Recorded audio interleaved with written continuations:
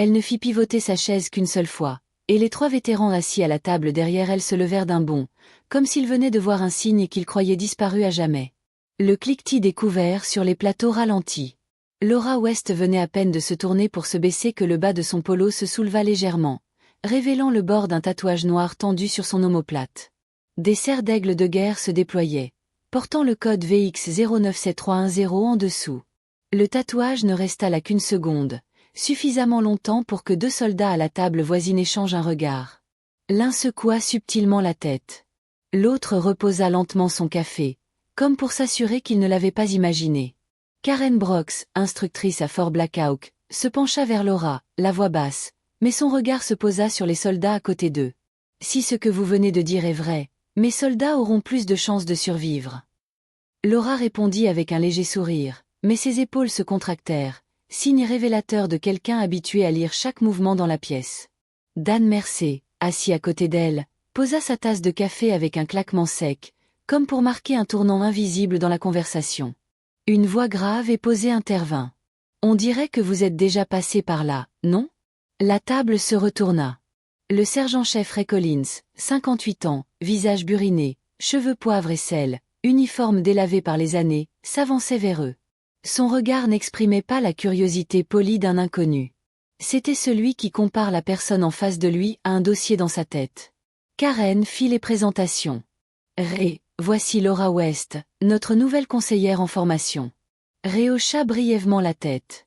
Qu'est-ce que mes soldats apprendront de vous? Laura avait déjà entendu cette question. J'étais infirmier de combat déployé en Afghanistan de 2007 à 2010. Puis intervention d'urgence civile, puis formation. Ray laissa une lueur de reconnaissance dans ses yeux. Ces années furent difficiles. Nous avons perdu beaucoup de gens bien. Ceux qui sont revenus portaient des histoires qu'ils ne raconteraient jamais. Laura resta silencieuse, le regard fixe. Mais Karen voyait bien que Collins n'avait pas oublié ce tatouage. Et il n'était pas le seul. Alors que la conversation dérivait vers les protocoles d'entraînement, Laura remarqua des personnes aux autres tables qui écoutaient. Certains fixaient leur plateau, d'autres sortaient leur téléphone, leurs pouces bougeant rapidement. Elle n'avait pas besoin de deviner le contenu des messages. Nouveau conseiller. Quiconque la connaissait avait servi dans l'AFG? La lumière matinale filtrait à travers les fenêtres, dessinant des traînées dorées sur le sol. Laura consulta sa montre. 7h58. Sa première séance avec les médecins les plus prestigieux de Fort Black Hawk était à quelques minutes. Elle se leva, prit son plateau et sortit. Quelques regards la suivaient encore, non pas hostiles, mais avec l'appréciation froide que tout étranger à Fort Black Hawk devait affronter. Les premières 24 heures déterminaient si l'on gagnait le respect ou si l'on restait à l'écart, et elle savait que ce tatouage se répéterait dans toute la base avant la fin de la journée. Les rumeurs avaient trouvé leur ancrage. Les premières 24 heures avaient donné le ton. La curiosité, la suspicion, et des regards pas encore prêts à faire confiance. D'où regardez-vous? Indiquez votre ville ou votre pays dans les commentaires et n'oubliez pas de vous abonner à Stories Unseen pour ne jamais manquer la prochaine histoire militaire intense. Laura était à peine entrée dans la pièce que les lumières se sont éteintes. Le vrombissement des rotors d'hélicoptère a tonné au-dessus de sa tête, et 12 médecins ont tourné la tête vers elle comme si elle venait de déclencher une alerte de guerre. La porte en acier du centre d'entraînement des médecins de combat s'est refermée derrière elle, isolant tout bruit provenant de la base. Pas de bottes de marche, pas de grondement de camion, juste une lumière blanche et froide se reflétant sur un sol en vinyle impeccable. 12 médecins d'élite étaient assis dans une demi-arche. Aucun n'était au garde à vous, mais aucun n'était détendu non plus. Leur posture oscillait dangereusement entre discipline et jugement. Les civils instructeurs étaient rares ici, et devaient généralement faire leurs preuves en quelques minutes. Laura a posé un sac en cuir sombre sur la table. Le cuir était usé. Les boucles étaient ternies, mais les coutures étaient toujours droites et solides. Un sac porté pendant des années par quelqu'un qui n'avait jamais abandonné. « Restez tranquille », a-t-elle dit d'une voix douce, mais porteuse. « Pendant les 2 prochaines semaines, je vais vous apprendre ce que les manuels ne disent pas. Votre équipement sera défectueux. Les ordres seront vagues et vous aurez plus de blessés que vous ne pourrez en soigner. » Le sergent-chef Juan Herrera leva la main. Sa voix était calme, mais son regard était inquisiteur. « Madame, pour un médecin, le champ de bataille est différent du front. Qu'avez-vous vu qui vous qualifie pour nous enseigner l'Afghanistan de 2007 à 2010 ? Des bases d'opérations spéciales, des convois, et des choses qui n'ont jamais été mentionnées dans les rapports. Un rire sec s'éleva du deuxième rang. Caporal Luc Gray. Beaucoup de gens ont servi en Afghanistan. Il nous faut une vraie raison de croire que votre expérience nous maintiendra en vie. La réponse de Laura fut laconique. Je vais vous montrer. Elle se dirigea vers le panneau de contrôle, appuya sur un bouton. Les lumières passèrent au rouge profond. Des haut-parleurs au plafond résonnèrent des pales de rotor et des explosions.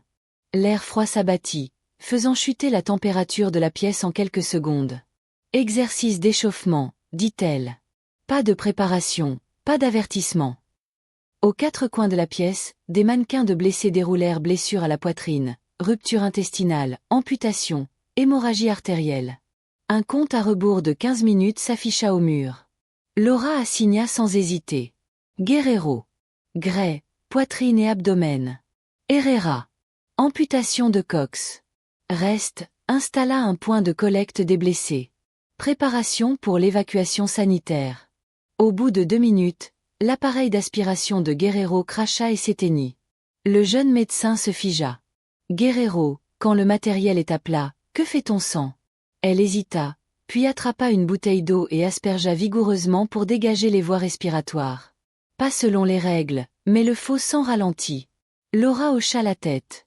Parfait. Sur le terrain, travailler avec du matériel, un luxe. Gray tâtonnait toujours avec le bandage compressif. Il faut un bandage approprié, lança-t-il. Je n'en ai pas, rétorqua Laura. Les blessés se vident de leur sang. Plus que 10 minutes. Il serra les dents. Laura se laissa tomber à genoux, arracha un t-shirt de la trousse médicale, le tordit en garrot, le plaça sur l'artère, puis croisa le bandage. Le rythme cardiaque du mannequin se stabilisa. Ne vénérez pas les outils, vénérez les principes, dit-elle. Les yeux rivés sur Gray. Les médecins commencèrent à sortir de leur zone de confort. Ceinture de sécurité, faux tubes de fusil, vieux gants, tout devenait un outil salvateur. Le rythme était incessant, mais leur rythme de travail s'intensifiait.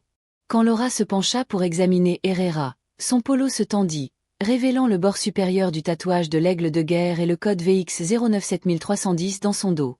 Guerrero le remarqua une demi-seconde, non par curiosité, mais avec la reconnaissance de quelqu'un qui avait vu cette inscription dans un rapport confidentiel. Plus que 5 minutes. Le système de sonorisation lança une fausse mise à jour. Évacuation médicale retardée. Attendez encore 12 minutes. Un juron murmuré résonna dans l'air. Guerrero déplaça les victimes. Herrera les protégea des éclats d'obus. Gray obéit enfin aux ordres sans un mot. Laura se tenait au centre, scrutant la pièce. Plus personne ne prenait cela pour un exercice d'échauffement. Quand l'horloge atteignit 0, les lumières se rallumèrent. Le bruit du rotor s'éteignit. Laura s'avança. Demain, il n'y aura pas que des victimes. Vous verrez des choses que vous ne voulez pas imaginer. Elle verrouilla le panneau de contrôle, jeta son sac en bandoulière et sortit. La porte d'acier se referma derrière elle, laissant les 12 médecins avec la conscience que les 2 prochaines semaines allaient les changer ou les écraser. 5 à 10 heures. La sirène d'alarme déchira la brume matinale. Personne n'avait encore bu sa première gorgée de café avant d'être conduit dehors. La pluie trempait leurs vestes. Laura était déjà là, vêtue d'une veste de pluie gris foncé, ne disant rien, sauf aujourd'hui. Nous travaillons dehors. Le terrain d'entraînement s'était transformé en un village ravagé par la guerre. Maisons en briques effondrées, véhicules blindés de transport de troupes incendiés, fumée colorée s'échappant des coins, haut-parleurs diffusant des coups de feu, des explosions et des appels à l'aide. Vous allez parcourir 1,5 km à travers ce terrain. Soignez les blessés, puis extrayez-les avant le contact avec l'ennemi. Temps imparti, 20 minutes. Personne ne posa de questions. Herrera menait. Guerrero au milieu. Gray à l'arrière-garde. La pluie transforma la terre en boue glissante. Ils trouvèrent la première victime, un mannequin souffrant d'un traumatisme abdominal, le pouls faible. Guerrero s'agenouilla pour travailler, mais une explosion de mortier simulé retentit non loin de là. Un acteur, victime civile imprévue, sortit en titubant, la chemise trempée de faux sang. Pas dans le scénario, aboya Gray. Laissez-les s'en tenir à la mission. Guerrero hésita. Laura intervint. Votre choix, C'est de sauver ou de tuer quelqu'un. Décidez maintenant.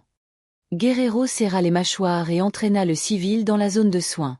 Gray la fusilla du regard, mais continua d'avancer. À 300 mètres de l'objectif. L'équipe s'engagea dans une rue étroite. Les haut-parleurs tonnèrent. L'ennemi approchait. Plus que 2 minutes. Laura signala qu'une autre victime critique était placée à découvert. La trousse de secours d'Herrera manqua soudain de compresses et de morphine retirées plus tôt par Laura pour simuler une pénurie. Improvisé, ordonna-t-elle. Herrera utilisa une bretelle de fusil comme garrot et enveloppa la blessure avec un foulard pris dans le sac d'un acteur. Gray, qui tenait l'arrière, fut touché à 2 reprises par des balles-cimes, des éclaboussures rouges vives sur sa veste de pluie. Il jura et traîna la victime à couvert. Lorsque Laura se pencha pour aider Guerrero à soulever la civière, son imperméable bougea, révélant davantage le tatouage noir, le bec crochu et les larges serres d'aigle, une boussole à peine visible en arrière-plan et le code VX 097310. Herrera se figea au milieu du garrot. « Madame !» Laura se redressa en le recouvrant. Sa voix était glaciale. « Concentrez-vous sur votre victime, sergent. » Cela mit fin à la question, mais le soupçon était bien établi et Gray l'avait vu aussi. Ils pataugèrent péniblement dans la boue, la pluie leur fouettant le visage. L'ennemi apparut, leur pistolet de paintball fonçant sur eux. Guerrero glissa, manquant de laisser tomber la civière. « Tiens-toi bien !» aboya Gray en se précipitant pour l'attraper, recevant une autre balle de peinture dans le dos, à 50 mètres de la porte d'extraction. Laura sprinta à côté d'eux et attrapa un côté de la civière. « Bouge ! Ne te retourne pas !» L'équipe fit irruption juste au moment où l'horloge atteignait 000. Le système de sonorisation s'interrompit. Un voyant jaune signala. « Andex !» Laura expira. Niveau de voix. Aérera. Bien. Un garrot de campagne vaut mieux que mourir. Attendre un équipement parfait. L'extraction d'un civil de Guerrero était risquée mais acceptable. Gray, 2 coups dans la vraie vie. Tu es mort avant que ta victime ne soit en sécurité. Gray resta silencieux. Laura les parcourut du regard. Le champ de bataille ne se soucie plus du manuel désormais. Toi non plus. Elle s'éloigna sous la pluie dans l'esprit d'Herrera. L'aigle dans le code tournait en boucle avec une seule question. Qui est Laura West? Franchement, la pluie continuait de tomber dans l'après-midi. Les médecins pensaient que l'entraînement était terminé jusqu'à ce que Laura les rappelle à la maquette urbaine. Deuxième scénario, dit-elle sèchement. Les détails arrivent par radio pendant le mouvement. Pas de briefing préalable. Il se déploie. Guerrero capte des fragments au-dessus de la victime statique. Bâtiment 7, tirs ennemis. Herrera fronça les sourcils. S'agit-il de simulation de tirs réels? Je n'ai pas entendu Ramos autoriser cela. Laura a seulement dit sur le champ de bataille. On ne demande pas avant de tirer. 5 minutes plus tard, ils tournèrent dans une ruelle. Des coups de feu éclatèrent. Mais ce n'étaient pas des balles de simulation. C'étaient des tirs réels, secs et tranchants, avec cet écho inimitable. Laura se figea. Elle scrutait les zones à couvert. Gray cria. « C'est quoi ce bordel? Ça ne fait pas partie de l'exercice. » Une ombre apparut sur le toit d'en face. Fusil pointé. L'équipement n'était pas de Fort Black Hawk. Herrera reconnut la crosse en bois brûlé, une arme de mercenaire, provenant de la frontière de Narvac. Laura n'eut pas besoin d'y regarder à 2 fois. Couvre la victime, Herrera. Maintenez votre position. Elle sortit de son sac une carabine d'entraînement, normalement chargée de balles de peinture, mais d'un mouvement fluide, elle troqua le chargeur contre un vrai, enveloppé dans un tissu imperméable. La pluie ruisselait sur son visage. Elle visa, un battement de cœur retentit. Le fusil du toit s'écroula, son fusil s'abattant avec fracas. Le silence engloutit la rue. Son manteau bougea de nouveau, révélant le tatouage complet, l'aigle au bec crochu, la boussole et le VX 097310. Le sang d'Herrera se glaça. Il se souvint de l'emblème de l'opération Shadow Talon, une opération secrète 12 ans plus tôt, où une unité clandestine avait déjoué un complot d'attentats chimiques à Narvac. Seuls 4 survivants. Tous les enregistrements effacés. Bougez, ordonna Laura en faisant sortir l'équipe. Personne ne protesta. De retour dans la zone de sécurité, Gray était encore abasourdi. Ce n'était pas un entraînement. Laura posa la carabine, examina chaque personne. Tout le monde était intact. Aucune blessure. Exercice terminé. Herrera commença à parler, mais le regard de Laura, froid, profond, final, le fit taire.